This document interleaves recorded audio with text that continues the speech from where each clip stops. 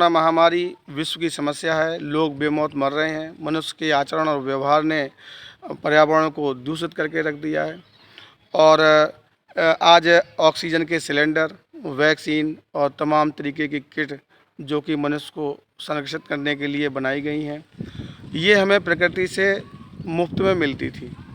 और हम देखते हैं कि ऑक्सीजन पर्याप्त मात्रा में थी और पर्यावरण शुद्ध था, तो लोग खुले आसमान के नीचे भी रह कर के बहुत खुशहाल जीवन जी रहे थे।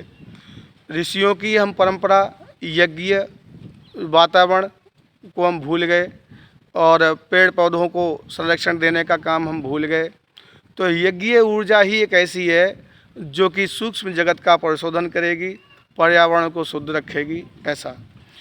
और हम बता दें आपको, माता भूमि ही पुत्रो अयम पृथिव्याम, मैं धरती का पुत्र हूँ और धरती हमारी माता है।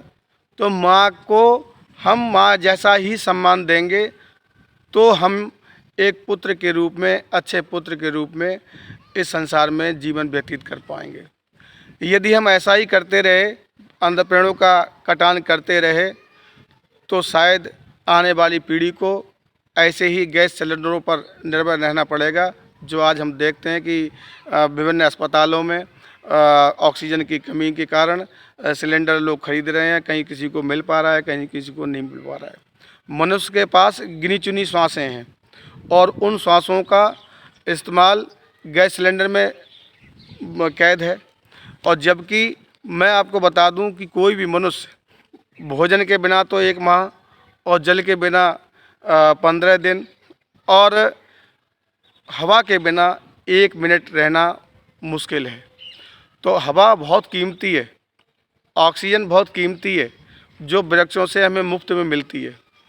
हम प्रगति तो देखते हैं, विकास तो देखते हैं, लेकिन जहां हम पेड़ों को काट लेते हैं और वहां हम लगाने का कोई भी प्रयास नहीं करते।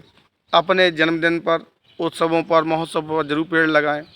और हम देखते हैं कि जो पेड़, जो आज ऑक्सीजन की जो कमी हो रही है, एक पेड़ पर 36 लोग सांस लेने के लिए डटे हुए हैं। और जबकि आंकड़ा ये कहता है कि 16 पेड़ बड़े हों तो एक व्यक्ति अच्छी तरीके से ऑक्सीजन प्राप्त कर सकता है। तो ऐसे आंकड़े निरंतर और बढ़ते जाएंगे जब हम ऐसी समस्याओं का समाधान नहीं करेंगे, पौधारोपण नहीं करेंगे या पर्यावरण को शुद्ध करने के लिए यज्ञ आयोजन नहीं करेंगे, तो हमें ये दुर्दिन देखने ही पड़ेंगे।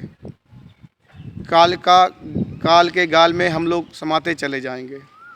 तो यज्ञीय ऊर्जा ही एक ऐसी ऊर्जा है जो सूक्ष्म जगत का परिशोधन करती है और पर्यावरण का संवर्धन करती है, और जो कि हमारे जीवन के लिए, प्राणियों के लिए, जीव जंतुओं के लिए, पशु पक्षियों के लिए नितांत जरूरी है। मैं ये चाहूँगा कि सभी लोग प्रकृति की ओर लौटें, ऋषि मुनियों की परंपरा यज्ञ की ओर लौटें और अपने जीवन को सुव्यवस्थित, सुरक्षित बनाएं।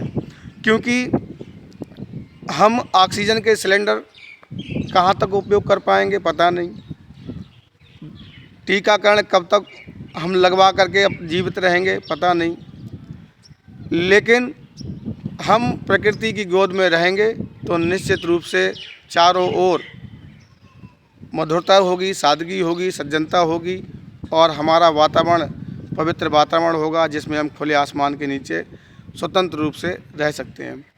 आज मनुष्य ने जल, वायु, आकाश, पृथ्वी चारों ओर गंदगी पैदा कर दी है, पर्यावरण को दूषित कर दिया है। जहाँ कहीं हम देखते हैं तो पर्यावरण दूषित, पर्यावरण दूषित, पर्यावरण दूषित। तो हम दूसरी ओर देखते हैं कि आज व्यक्ति की जीवन लीला श्वासों पर निर्भर है और लोग बिल्कुल ठीक सामने, पता नहीं कब अपने जीवन लीला को समाप्त कर दें, कोई पता नहीं होता है। लेकिन हम प्रकृति की गोद में दोबारा लौटेंगे, ऋषि मुनियों की परंपराओं को दोबारा से जीवंत और जागृत बनाएंगे, तो निश्चित तौर पर हमें, जो हम अपने वातावरण को पहले ग्रहण किया था हमारे पूर्वजों ने, हमारे बुजुर्गों ने, उस वातावरण को हम दोबारा से प्राप्त कर सकते हैं।